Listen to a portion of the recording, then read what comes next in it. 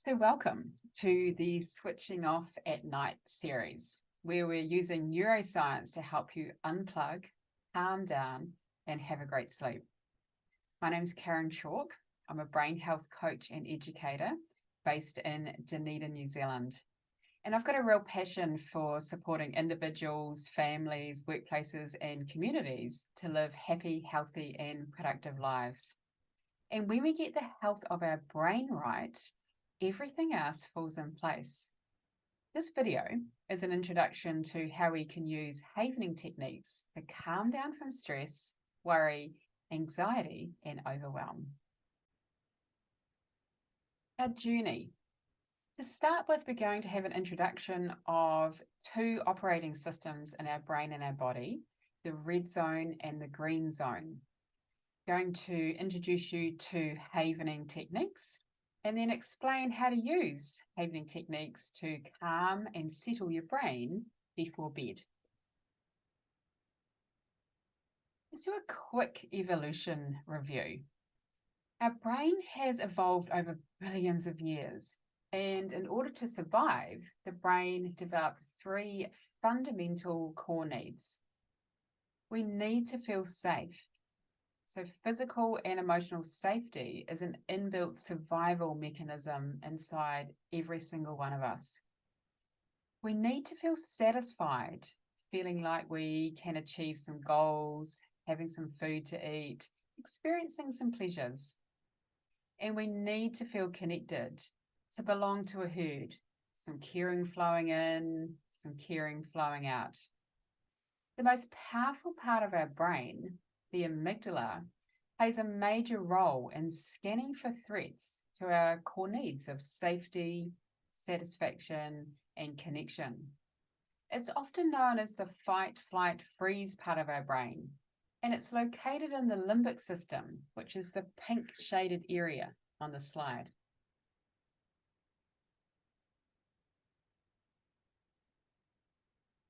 When you can't switch off your thoughts or you're experiencing lots of emotions to people, places, or situations, your amygdala has likely detected a threat, no different than a charging lion millions of years ago. The response to this is that stress hormones get activated. The heart beats faster, thoughts speed up, you start feeling stressed and rattled.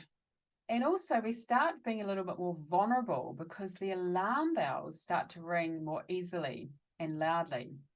And alongside this, sleep becomes really problematic. Dr. Rick Hanson, he's a world leader in resilience and author of Hardwiring Happiness, describes these reactions as being in the red zone. The red zone feels really bad for us because it is really bad. Body resources are typically burnt faster than they're developed, systems are disturbed, and long-term building projects like strengthening the immune system, digesting food, reproductive hormones, they all get pushed to the side in the red zone. And so we have body responses including feeling stressed, anxious, overwhelmed, depressed, not good enough. And it's hard to think properly in the red zone. And so it's easy to say things in the moment that you regret. And that's because the amygdala has disabled the Wi-Fi connection in your thinking brain. So the green zone, it's a home base, which is the homeostatic resting state of the brain. When the three core needs of safety, satisfaction, and connection are met at a basic level, the mind defaults to a basic sense of being safe, satisfied, and connected. They don't even have to be million-dollar moments, just a background sense of we're being all right in this moment as we're managing our needs. And when this happens, the body then defaults to refuel, repair, and recover. Mother Nature's plan in order for us to survive is to minimize episodes of the red zone, and when they do happen, to recover from them quickly. And alongside that, grow inner resources that fill up our buckets of safety, satisfaction, and connection, so that when challenges hit us, we can respond to them from the green zone place. And havening techniques help to deactivate the neurons that created the red zone for the brain, especially the amygdala. And this is good news, because knowing how to get out of the red zone and back into the green zone quickly and effectively improves your mental and physical health and builds confidence in your ability and your capabilities to continue stepping into becoming your best self.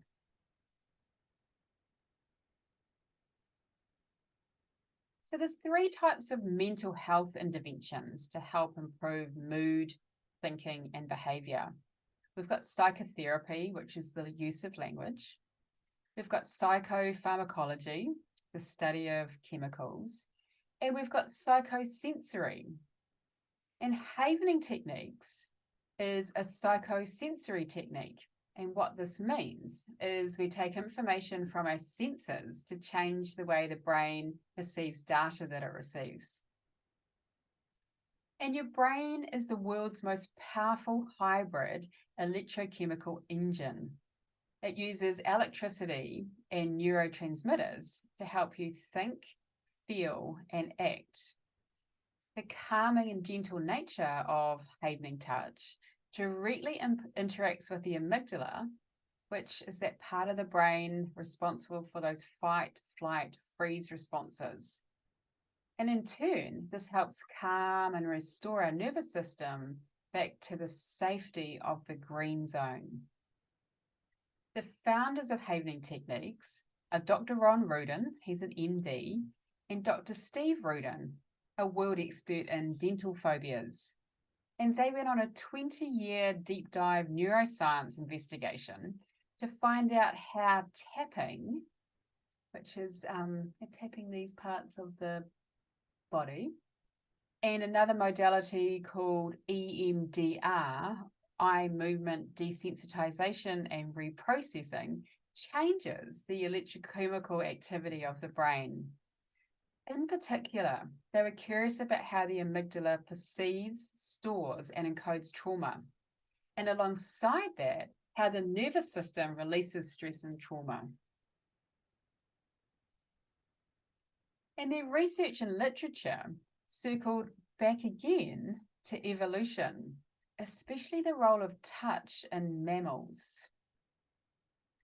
So as mammals evolved, they had to quickly develop ways to reassure their blind, vulnerable, and completely dependent litters that they were safe and protected in this unknown new world that they'd suddenly dropped into. So mammals naturally and instinctively use touch to allow these litters to learn to self-regulate and develop a felt sense of safety. So touch is something that is innately built into us from millions of years of evolution. And it makes sense, doesn't it? Because like with a mother with a newborn baby, just naturally strokes the face of that baby.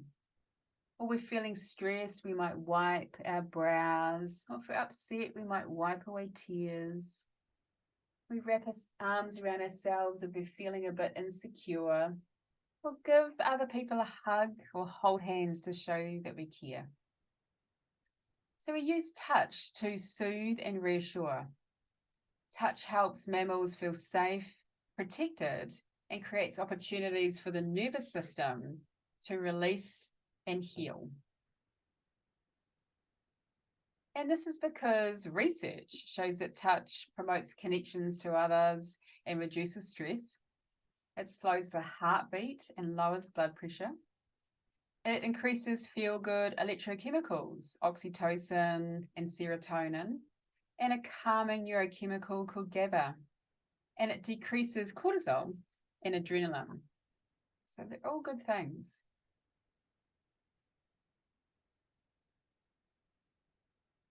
There's specific types of skin receptors located in areas around our face and our upper arms and our palms. And when they're activated by touch, This changes the resonance or the frequency of how the brain functions. So activating these receptors around our face, down our arms and in our palms produces a slow brainwave called a delta wave, commonly found in deep sleep. And a message is sent to the amygdala that the data that it's received, it's not a survival threat, there's no lions in the room, the situation's safe, and the body can then move into the green zone once again. And so let's go over these 4 areas that we can intentionally use to change the electrochemical activity of our brain and soothe our amygdala. So the first one is the palms of our hands. It's like washing it in warm water.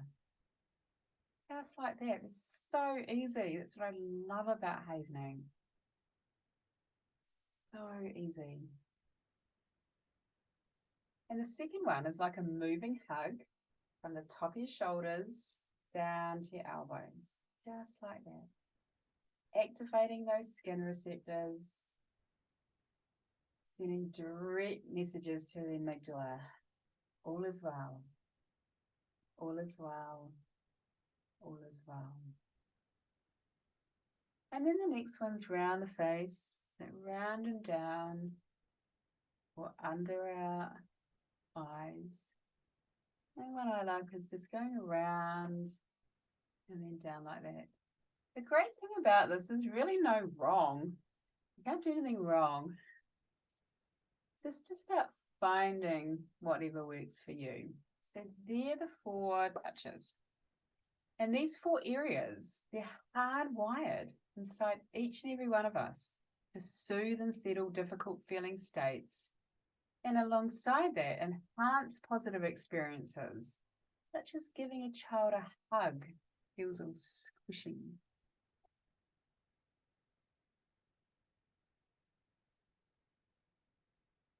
In the last segment of this introduction, I'm going to show you a technique on how to calm down from stress at the end of the day, and at the same time, be able to shift your brain and your body into that green zone space. And this technique is called CPR, or Creating Personal Resilience for the Amygdala. And I'd like to acknowledge Dr. Karyn Chalk for her extensive contributions in this area. She's a psychologist, neuroscientist, and trauma expert. And so the first thing what we do is we just notice. We notice how we're feeling at the end of the day. And if there's lingering emotions or worries, we then rate them on a scale. So 0 is completely calm and 10 is high stress. And then the next thing we do is we start doing our havening touches around the face or under the eyes, just in a way that's right for you. And what that does is it starts down regulating with intention, because havening is to our brain like oxygen is to our body. And at the same time that we're doing these havening touches, we're also going to start doing some distractions or brain games in order to get our thinking brain back online and into that green zone. And so it's like switching the Wi-Fi connectivity back on again. And so in the practice video, we'll do some distractions like some breathing exercises. We'll do some movement, like counting 10 steps into a safe and neutral place in the outdoors. A counting activity. We'll do like hum a song or a nursery rhyme in your head. And we'll also do something like imagine picking up some objects at a beach or 10 flowers in a field. And so what this does is just calms everything down. And then once we've done our round of distractions, then what we're going to do is go back again and rate our sensations internally. From 0, we're completely calm and zen, to 10 is high stress. And if there's still some higher level emotions and worries, we'll just keep doing another round of distractions. And then to finish off, what we're going to do is send the amygdala out on a little bit of a Google search, because the brain loves answering questions. And so you're going to find a state or a way of being that we'd like a little bit more of. So if it's the end of the day, maybe you'd like to be feeling a little bit sleepier. So you're just going to say, what if, by having, of course, what if I was sleepy right now? What if I was sleepy? Or if you're wanting to feel a bit calmer, you go, hey, what if I was calm right now? So we're going to ask 5 questions with that.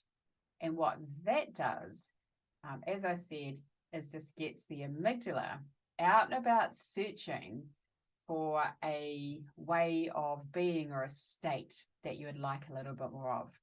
Very powerful and effective. I've just done this so many times. It has literally made such a big difference to my ability to sleep and also my life in general as well. Just going back onto havening techniques, I just want to draw your attention as well to something that's really helpful for me, especially in bed at nighttime. Sometimes what I've found is if I'm lying in bed, then these havening touches are quite hard to do. So I've got like a crocheted very piece of kind of soft, like a scarf. But what I find helpful is at nighttime, if I need to be doing a little bit of havening to soothe or waking up in a fright, then this is just really soothing and really powerful as well, or the palms of our hands as well. So it's just about finding what works for you, because it's all about soothing, settling, reassuring, and deactivating. The more you practice, the more resilience you're going to build, your vulnerabilities will be healed, and the easier it will be to switch off at night. And of course, if you'd like to find out any more information or would like some additional assistance personally or within your workplace or organisation, website www.changingways.co.nz, and the international website for havening is havening.org. So thanks for listening to my video, and feel free to watch the practice and give it a go.